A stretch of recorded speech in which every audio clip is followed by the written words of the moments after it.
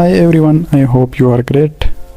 तो आज का हमारा जो लेक्चर है वो है थेरीज़ के बारे में कि स्टेट का ओरिजिन कैसे हुआ।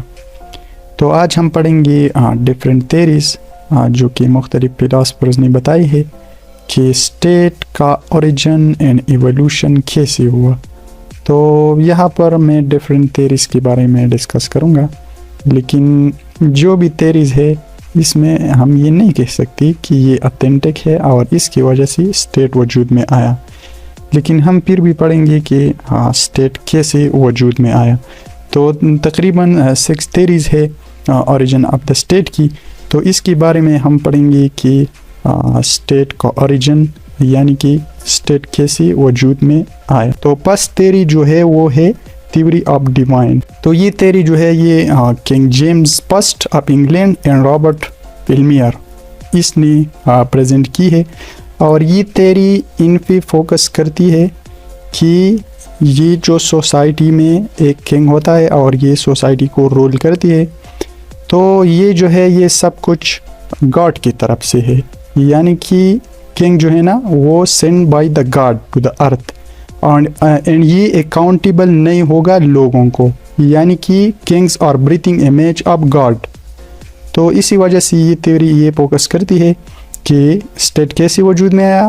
वो इसका ओरिजिन ऐसे बताता है कि एक किंग है और ये एक रूलिंग कर रहा है, और किंग जो फैसले करेगा तो वो अकाउंटेबल नहीं होगा, तो इसकी वजह से स्टेट वजूद में आया। तो ये फर्स्ट थ्योरी है जो कि इस पे फोकस करती है, ये गॉड की तरफ से है। ठीक है, किंग जो गलत रूल करे या टेरनी से करे या जालिमाना करे, जो कुछ भी करे, लेकिन ये लोगों को जवाबदेह नहीं होगा। So the next theory is theory of force. According to this theory the state is child of force. इसका मतलब ये है कि स्टेट जो है ना ये एक चाइल्ड है फोर्स का, यानी कि फोर्स की वजह से एक बच्चा पैदा हुआ। तो that is of aggression, war, conquest and subjugation, यानी कि सोसाइटी में एग्रेशन हुआ, वार्स हुई, कॉन्क्वेस्ट यानी कि एक जगह को फतह किया गया, एंड सब्जुगेशन यानी कि इन्वेट कर दिया गया। In the primitive ages, a strong man or king with the support of his warriors subjugated the weaker men of his tribe and established the political relations of command and obedience. So it was the beginning of the state. So ये theory इस पे focus करती है कि primitive edges में strong man जो था, यानी कि जिसके पास पावर होती थी या किंग था, तो अपनी वॉरियर के सपोर्ट से, यानी कि जो आर्मी होती है किंग के पास या पावरफुल आदमी के पास, तो वो क्या करती थी, वो अनदर वीकर जो लोग थी या ट्राइब्स थी, तो इन पे क्या करती थी, उन पे अपना राज बनाती थी, यानी कि उनको इन्वेट करती थी और उनको कंट्रोल करती थी, यानी कमांड चलाती थी। और उनके साथ क्या रिलेशन एस्टेब्लिश करती थी, तो उनके साथ ओबीडियंस, यानी कि मतलब वो सब्जुगेट करते थे, वो तो वीक थी।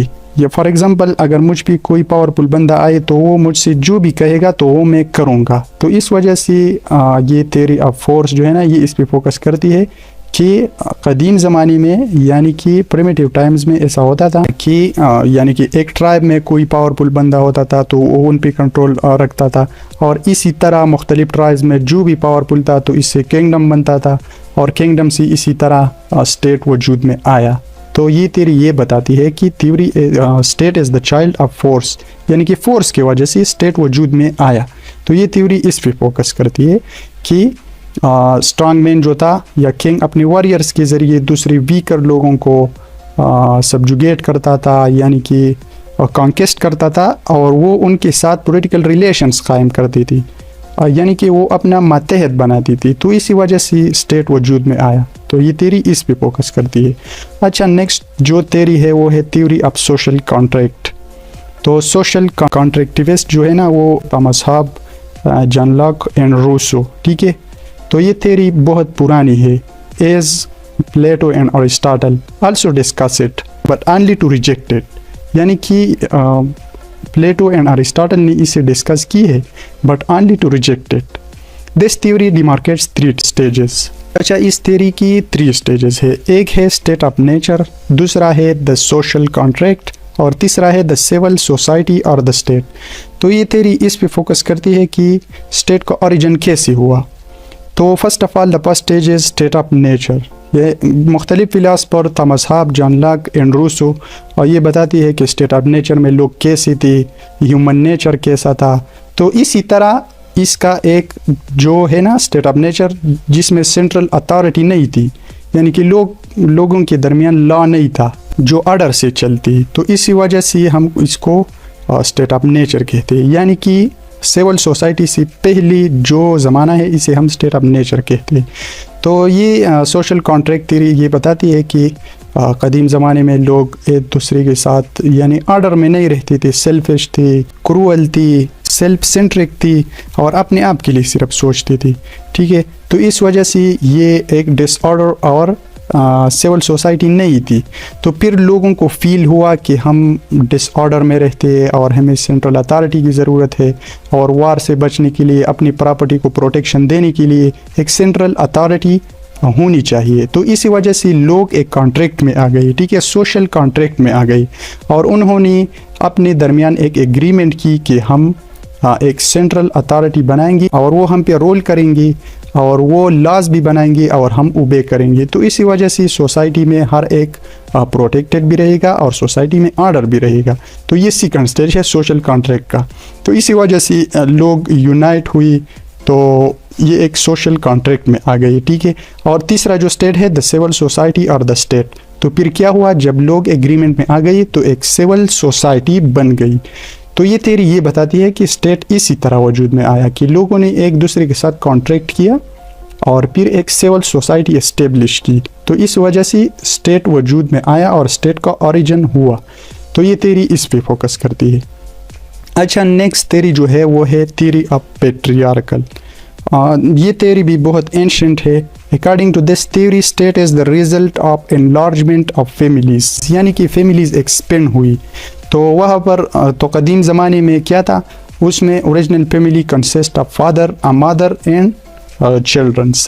ठीक है, तो एक फैमिली किन लोगों पे कंसिस्ट करती है, father, mother and their childrens. ठीक है, और इसकी कंप्लीट अथॉरिटी किसके पास होती है, इसकी कंप्लीट अथॉरिटी फादर के पास होती है। ठीक है, और वो अपनी फैमिली को कंट्रोल करता है, यानी कि अथॉरिटी सिर्फ और सिर्फ फादर के पास होती है। तो इसी वजह से ये फैमिलीज जो है ना ये स्प्लिट हुई, split into many families. Like for example एक फैमिली है, एक मदर है, एक चाइल्ड है, फादर है। ठीक है, तो इसमें क्या होता है, इसमें ये होता है कि with the passage of time जब वो चाइल्ड बड़ा हो जाता है तो वो भी शादी कर लेता है। तो इसी तरह फैमिलीज एक्सपेंड होती है और एक्सपेंड होने के बाद ये स्प्लिट होती है इनटू मेनी फैमिलीज। और उन मेनी फैमिलीज को क्या कहते थे, उनको क्लैन कहते थे।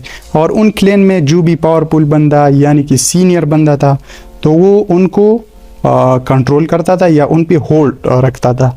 और फिर क्या हुआ, ये सेवरल क्लैन्स कन्वर्ट हो गई ट्राइब को, और वो ट्राइब्स कौन कंट्रोल करती थी, उसमें एक चीफ होता था, यानी कि एक बंदा जो सीनियर होता था तो उनको कंट्रोल करता था एज अ होल ट्राइब को। और ट्राइब क्या हुआ, जब ट्राइब्स मुख्तलिफ ट्राइब्स यूनाइटेड हुई या स्प्लिट हुई या बढ़ गई यानी कि एक्सपेंड हुई, तो इस वजह से क्या हुआ, स्टेट बन गया, कॉमनवेल्थ बन गया। ठीक है, एंड हेडेड बाय किंग। तो इसी तरह स्टेट कैसे वजूद में आया, यानी कि एक फैमिली के एनलार्जमेंट की वजह से। एक फैमिली है, वो फैमिलीज एक्सपेंड हो गई और मेनी फैमिलीज स्प्लिट हो गई और ये बन गया क्लैन, और सेवरल क्लैन्स जो यूनाइटेड हुई तो ये बन गया ट्राइब। और ट्राइब कौन कंट्रोल करता था, उनका हेड कौन था, इनका हेड चीफ था। और इसी तरह जब ट्राइब्स यूनाइटेड हुई तो इससे स्टेट बन गया। तो ये थ्योरी इस पे फोकस करती है कि state is the result of enlargement of families. अच्छा, नेक्स्ट जो है ना वो है थ्योरी ऑफ मैट्रियार्कल। मैट्रियार्कल फैमिली या ग्रुप, वो फैमिली या ग्रुप होती है जिसमें सारा का सारा कंट्रोल एंड अथॉरिटी किसके हाथ में होती है, मदर के हाथ में होती है। तो इसे हम मैट्रियार्कल कहते हैं। So according to this theory the primeval society consisted of matriarchal groups. तो इस थ्योरी के मुताबिक जो कदीम सोसाइटीज़ थी वो किस पे कंसिस्ट करती थी, वो मैट्रियार्कल ग्रुप्स पे। और पेक्स man was then in the hunting stage of primitive history. Primitive history में मैन किस स्टेज पर था, वो हंटिंग करता था, ठीक है। घर के काम कौन करती थी, वो वुमेन करती थी, और बाहर का काम एंड हंटिंग ईटीसी ये काम कौन करती थी, ये मेन करती थी, ठीक है। तो women and children living together, तो प्रीमियल सोसाइटी में क्या होता था, ये थ्योरी हमें ये बताती है कि जो औरतें थी और उनके बच्चे थे वो एक साथ रहते थे, ठीक है। Marriage and family were unknown at that time, ऐसा कोई कंसेप्ट नहीं था कि परमानेंट मैरिज या परमानेंट मेन एंड वुमेन एक साथ रही, तो उस ज़माने में ये कंसेप्ट नहीं था, ठीक है। रिलेशंस वर टेम्परली परमिटेड, ऐसा है कि जो सेक्सुअल रिलेशनशिप है तो ये for a time being and temporarily लोगों को परमिटेड थी, and men and women dwell together in particular season, इसके लिए एक पार्टिकुलर सीजन था और उसमें ये एक दूसरे के साथ रहते थे, यानी कि वक्त गुजारते थे। ड्वेल्ट मीन रहना, ठीक है। तो children did not know their fathers paternity was unknown, अच्छा तो जो बच्चे थे उनको अपने बाप का पता नहीं था, तो इसी वजह से ये मैट्रियार्कल थ्योरी जो है ये इस पे फोकस करती है कि जो पैटर्निटी होती है, यानी कि जो चिल्ड्रंस हम जानते हैं इस ज़माने में, तो ये पैट्रियार्कल है, ठीक है। हम फादर की वजह से उनके फादर के नाम से उन चाइल्ड को जानते हैं, तो ऐसा कंसेप्ट उस ज़माने में नहीं था। तो पैटर्निटी जो थी ना वो अननोन थी, मैटरनिटी तो नोन थी लेकिन पैटर्निटी जो थी वो अननोन थी, ठीक है। Kinship and descent were traced only through the mother, तो यहाँ पर जो किनशिप थी यानी कि फैमिली का यानी कि चाइल्ड को कैसे पहचाना जाता था, तो वो मैटरनिटी के ज़रिए। मैट्रियार्कल सोसाइटी चेंज टू पैट्रियार्कल, तो अच्छा फिर क्या हुआ, फिर ऐसा हुआ कि ये जो मैट्रियार्कल सोसाइटी थी ये पैट्रियार्कल को कन्वर्ट हो गई।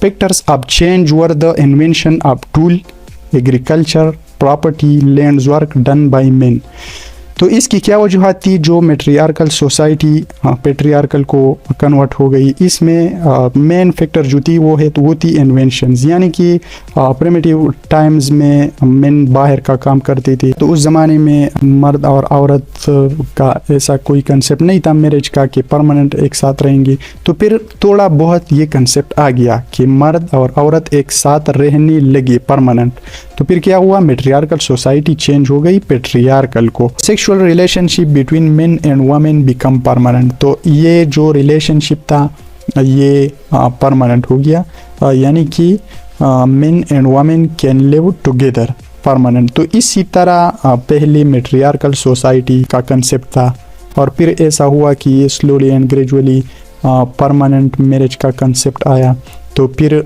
मैट्रियार्कल सोसाइटी चेंज हो गई पैट्रियार्कल को, ठीक है।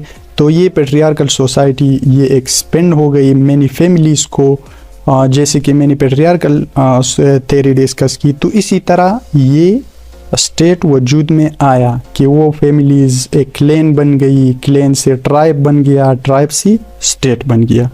तो ये इसी तरह स्टेट की ओरिजिन में बताती है कि स्टेट कैसे वजूद में आया। अच्छा, नेक्स्ट जो थ्योरी है वो है थ्योरी ऑफ एवोल्यूशन। तो it explain both the forces and factors which created and develop the state. अच्छा, ये जो थ्योरी है ये बहुत ऑथेंटिक है और मुझे भी ये बहुत ऑथेंटिक लगी कि स्टेट की ओरिजिन कैसी हुई। तो इसके लिए कोई एक फैक्टर नहीं है, ना फोर्स है, ना डिवाइन थ्योरी है, और ना मैट्रियार्कल थ्योरी है, ना पैट्रियार्कल थ्योरी है, एंड ना सोशल कॉन्ट्रैक्ट है। यानी इन सब को मिला के इन सब का अपना अपना ही रोल है स्टेट के ओरिजिन के बारे में। अच्छा, ये थ्योरी हमें ये बताती है कि किनशिप का भी रोल है स्टेट के ओरिजिन में, यानी कि डिफरेंट फैमिलीज बन गई। फॉर एग्जांपल पहले एक फैमिली थी, उसमें बच्चे पैदा हुए, बच्चों ने भी शादी कर ली, तो ये फैमिली एक्सपेंड हो गई, क्लैन बन गया, क्लैन से ट्राइब बन गया और ट्राइब से इसी तरह ये एक्सपेंड होता गया और एक सेंट्रल अथॉरिटी की वजह से ये लोग यूनाइट हुए अपने अफेयर्स एंड ऑर्डर्स में रहने के लिए, तो इसी तरह स्टेट वजूद में आया। तो ये एवोल्यूशनरी थ्योरी या थ्योरी ऑफ एवोल्यूशन ये बताती है कि एक फैक्टर का रोल नहीं है इसमें इन सब का रोल है, ठीक है। तो सेकंड जो है वो है मैजिक एंड रिलीजन। यानी कि स्टेट के ओरिजिन में मैजिक एंड रिलीजन, इसका भी बहुत ज़्यादा रोल है। यानी कि कदीम ज़माने में जो लोग मैजिक करते थे, उनके पास मैजिक था, तो इसी वजह से लोगों को कंट्रोल करते थे, ठीक है। एंड रिलीजन एज वेल, यानी कि जो लोग जिन लोगों के पास मजहबी नॉलेज था, तो वो क्या करते थे, उनको भी ये पावर दे दी गई स्लोली एंड ग्रेजुअली, और ये उनके पास ये अथॉरिटी थी कि वो रूल करे। तो इसी वजह से इनका भी रूल है स्टेट के ओरिजिन के बारे में। और तीसरा जो है वो है property and the rise of economic classes, ठीक है। तो प्रॉपर्टी का भी बहुत रोल है स्टेट में, कि प्रॉपर्टी का कंसेप्ट आया, लोगों को फियर हुआ कि अपनी प्रॉपर्टी को प्रोटेक्ट करे। तो प्रॉपर्टी का कंसेप्ट आया, लोगों को खौफ फियर महसूस हुआ कि इनको प्रोटेक्ट करना होगा, तो इनके लिए उन्होंने एग्रीमेंट की the rises of economic classes. यानी कि इसमें ऐसा हुआ, जिन लोगों ने अपनी प्रॉपर्टी को यानी कि एक्सपेंड किया, तो फिर क्या हुआ, सोसाइटी में क्लासेस बन गई। कुछ लोग मिडिल क्लास रह गई, कुछ लोग लोअर क्लास रह गई, और कुछ अपर क्लास रह गई, ठीक है। तो ये जो फैक्टर है, बेसिकली मार्क्सिज्म भी ये डिस्कस करती है कि स्टेट का जो ये कैपिटलिज्म का जो कंसेप्ट है इससे रिलेटेड है। वो भी ये बताती है कि ये बहुत कदीम ज़माने से आ रहा है कि जिन लोगों के पास प्रॉपर्टी होती है वो सोसाइटी को कंट्रोल करती है, ठीक है। तो ये थियरी ऑफ इवोल्यूशन भी ये बताती है कि जब प्रॉपर्टी का कंसेप्ट आया तो इसमें क्लासेस का भी कंसेप्ट आया, और जिन लोगों के पास ज़्यादा प्रॉपर्टी थी तो उन्होंने क्या किया, उन्होंने वीकर जो थी, यानी कि जो lower class and middle class लोग थी, उन पे अपना होल्ड जमाया, यानी कि अपनी रिलेशनशिप, पॉलिटिकल रिलेशनशिप इस्टेब्लिश की उन लोगों के साथ। तो इसी तरह स्टेट वजूद में आया। तो अच्छा, फोर्थ नंबर जो है वो है वार एंड फोर्स। तो ये भी एक फैक्टर है स्टेट के ओरिजिन में, कि मुख्तलिफ वार्स होती थी, और जो स्ट्रॉन्ग यानी कि पावरफुल किंग या कोई चीफ जो कुछ भी था, वो क्या करते थे, वो वार करते थे, कॉन्केस्ट करते थे, एग्रेशन करते थे, और इनकी वजह से वो दूसरे लोगों पर काबिज होती थी, वो उनको मातहत बनाती थी, और उनके साथ पॉलिटिकल रिलेशनशिप एंड ओबीडियंस का रिलेशनशिप ये कायम करती थी। तो इसी वजह से स्टेट वजूद में आया।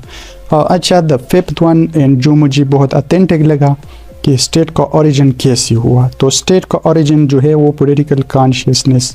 अगर हम देखें तो कदीम ज़माने में जो पॉलिटिकल कॉन्शियस था वो बिल्कुल नहीं था। तो स्लोली एंड ग्रेजुअली लोग अवेयर हुए अपने राइट्स के लिए, सोसाइटी में ऑर्डर मेंटेन रखने के लिए, अपनी प्रॉपर्टी को प्रोटेक्ट करने के लिए, एक दूसरे को राइट्स देने के लिए। तो क्या हुआ, लोगों में पॉलिटिकल कॉन्शियसनेस आया। इसी तरह डेमोक्रेसी का कंसेप्ट आया कि हम अपने रूलर को कैसे सेलेक्ट करेंगे। मुख्तलिफ थेरीज एंड आइडियालॉजीज इसमें आते हैं, और लोग अवेयर हो गई। तो इसी वजह से स्टेट वजूद में आ गया। तो ये जो थ्योरी ऑफ इवोल्यूशन है, ये एक फैक्टर को डिस्कस नहीं करती, ये बहुत सारे फैक्टर्स को डिस्कस करती है कि इनकी वजह से स्टेट वजूद में आया। अच्छा, तो ये था मेरा lecture. I hope you understand. If not, so you people can ask me question in the comment section. अल्लाह हाफिज़।